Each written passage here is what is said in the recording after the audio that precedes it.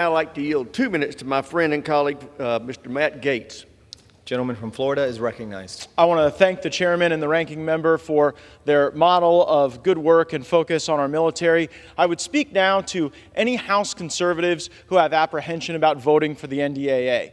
If you vote against this NDAA or the rule authorizing it, you are voting to continue critical race theory in our military. If you vote against the NDAA, you are voting for the continued embrace of DEI in the military. If you vote against the NDAA, you are voting to keep the Chief Diversity Officer at the Department of Defense, and you are voting to continue some of the strangest radical gender ideology that we have observed, whether it's the trans ambassadors or the drag shows intended for children that have been held on military bases.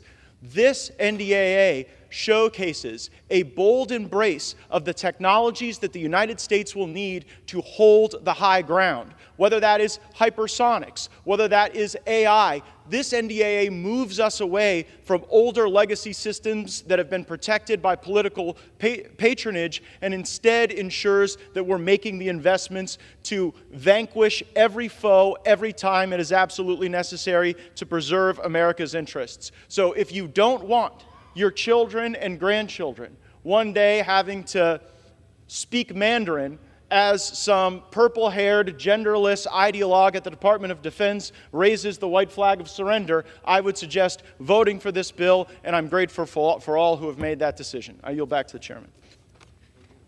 Gentleman from Washington is recognized. Continue to reserve. Thank you.